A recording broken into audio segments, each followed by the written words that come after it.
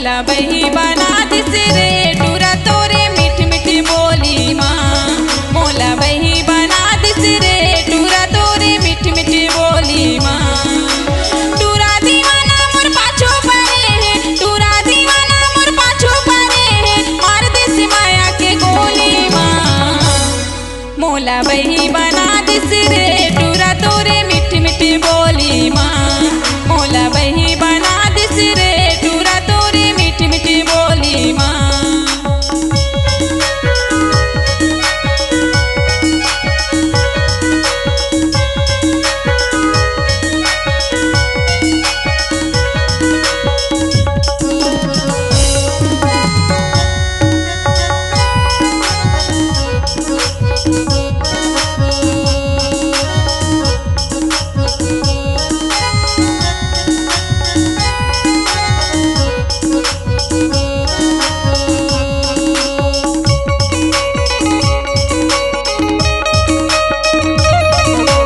माया के चक्कर में फंसे तै मोला, आ जाना बैहा नहीं छोड़ा मैं तोला।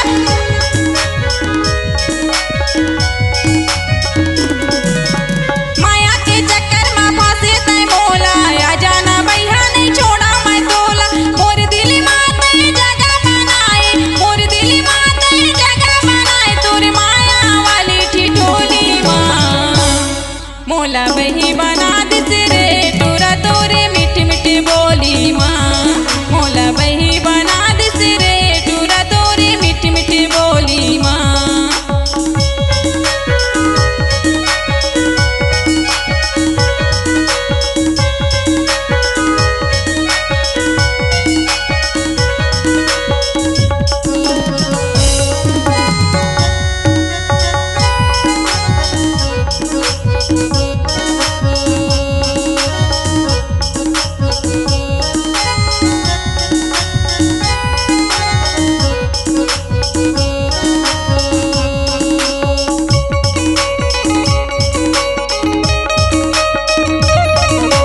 तोरे माया के खातिर बैहा उड़ाते मोर मनिया घास माँ।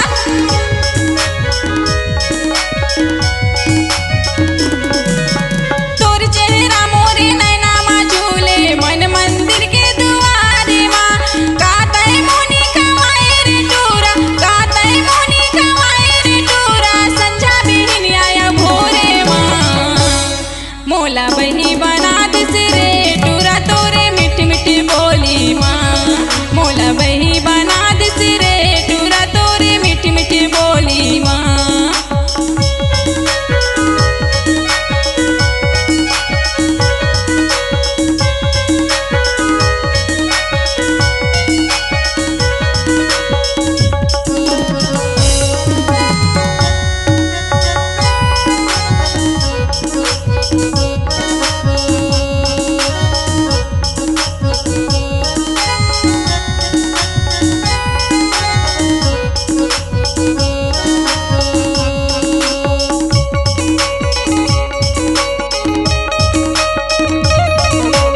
अतिक माया जाने देवे रे भैया, मर जाऊं कहीं मैं हाँ।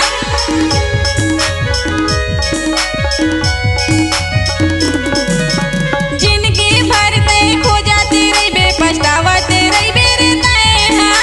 तोरे माया के झूलना माँ भैया, तोरे माया के झूलना माँ भैया, झूलत रही मोर जिंदगी हाँ।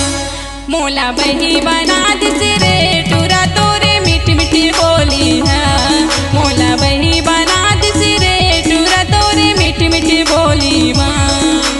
टूरा दीवाना मोर पाछो परे है, टूरा दीवाना मोर पाछो परे है, मार दिस माया के गोली माँ। मोला बही बना दिस रे टूरा तोरे मीठ मीठ बोली माँ। मोला बही बना दिस रे टूरा तोरे मीठ मीठ बोली माँ। मोला बही बना दिस रे टूरा तोरे मीठ मीठ बोली माँ। टूरा तोरे मीठ मीठ बोली माँ।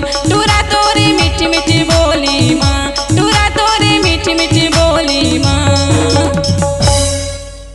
यदि आप अपने आवाज को जन जन तक पहुंचाना चाहते हैं तो चले आइए Maya music multi track digital audio video recording studio Raghunathpur Premnagar. Mobile number है 8889959088 एवं 9669441380।